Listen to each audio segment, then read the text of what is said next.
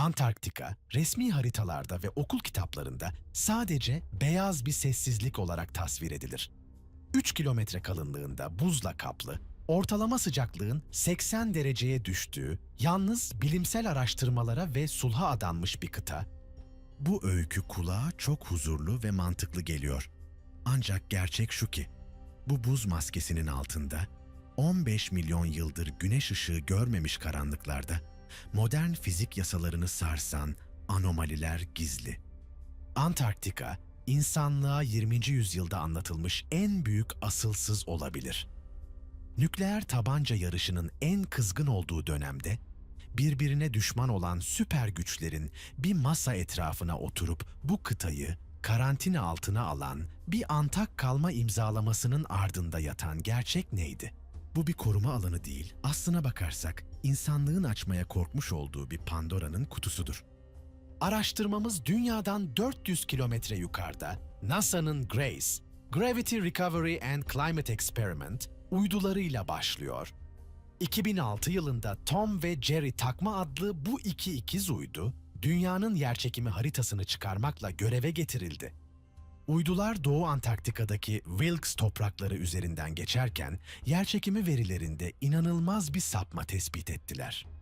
3 kilometrelik buzun tam altında devasa ve son aşama yoğun bir kütle yatıyordu.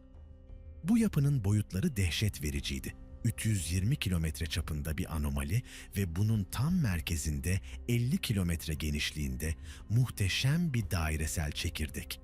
NASA bunu hemen dinozorları yok eden asteroitten 2 kat daha büyük bir çarpma krateri olarak tanımladı. Ancak veriler sadece bir kütleyi gösteriyordu, krateri değil. Bazı araştırmacılara nazaran bu sadece yoğunlaşmış bir kaya değil, bizzat nesnenin kendisiydi.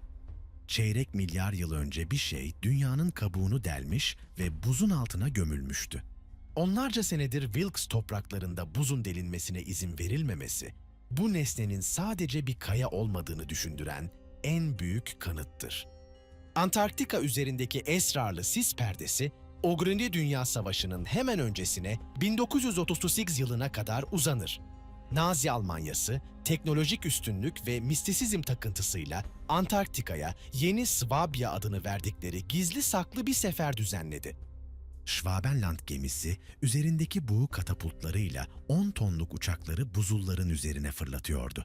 Resmi amaç balina yağı üretimi olarak açıklansa da Naziler 600 bin kilometre karelik alanı fotoğrafladı ve her yere gamalı haçlar bıraktı.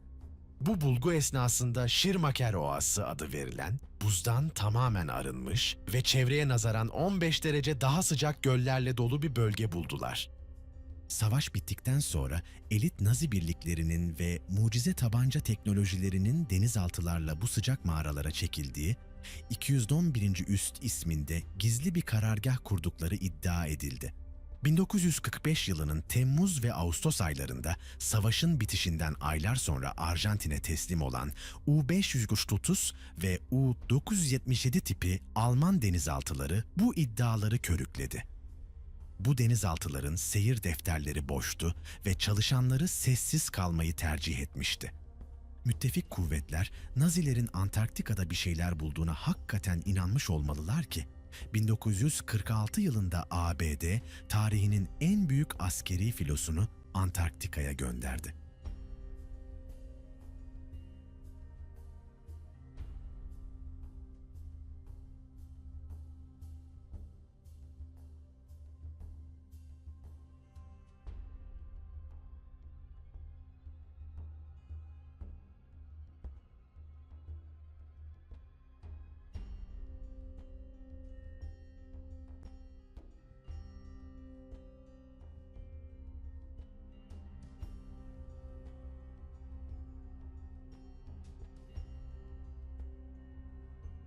Emiral Byrd, dönüş yolunda Şili'deki El Mercurio gazetesine verdiği röportajda tarihe geçen şu ihtarı yaptı.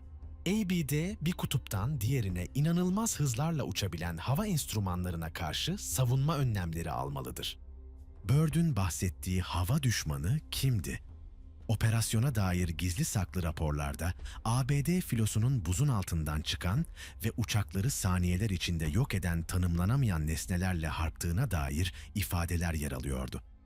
Washington'a döndüğünde Byrd, Kongre tarafınca susturuldu ve tüm veriler devlet sırrı haline getirildi. 1959 senesinde Soğuk Savaş'ın en gergin günlerinde dünya liderleri beklenmedik bir adım attı. ABD ve Sovyetler Birliği birbirlerini nükleer füzelerle yok etmeye hazırlanırken Antarktika'nın yönetimi mevzusunda el sıkıştılar. Antarktika Antlaşması bu kıtada askeri faaliyetleri, nükleer denemeleri ve kaynak sömürüsünü yasaklıyordu. Ancak antlaşmanın 7. maddesi en garip olanıydı.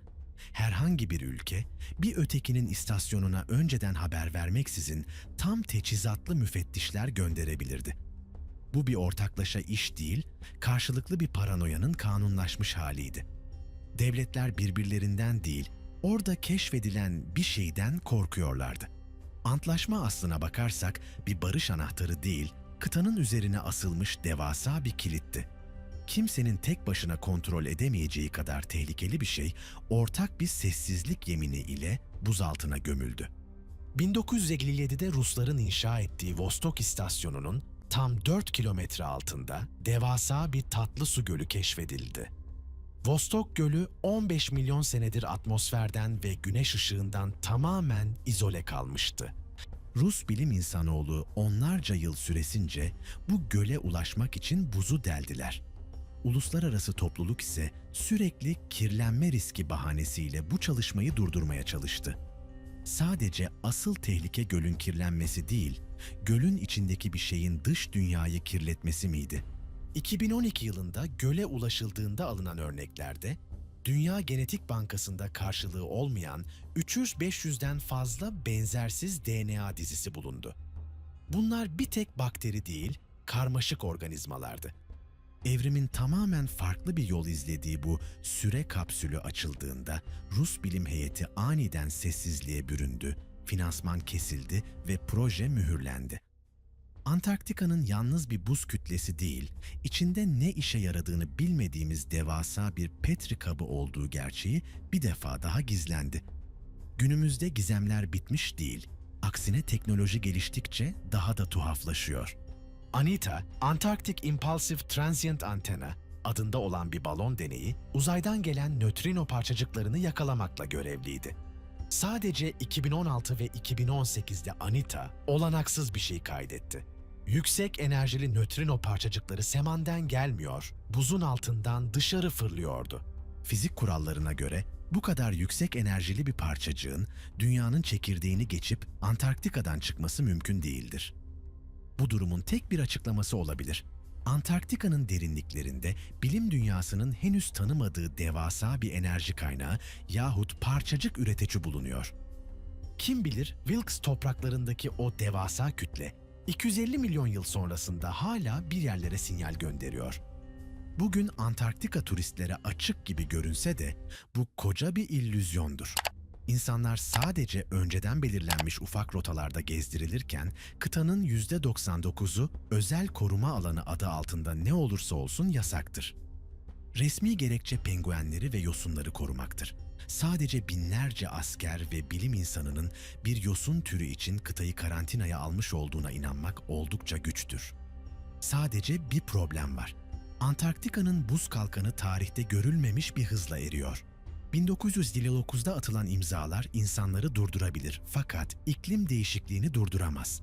250 milyon senelik sırlar, Nazi harabeleri, antik piramit benzeri yapılar ve Vostok Gölü'nün bilinmeyen sakinleri yavaş yavaş gün yüzüne çıkıyor. Buzun altındaki hapishane çatlıyor. Asıl olan sual, o sırlar tamamen açığa çıktığında insanlığın buna iyi mi bir tepki vereceğidir. Antarktika bir geçmiş hikayesi değil, aslen bizim en yakın ve en karanlık geleceğimizdir.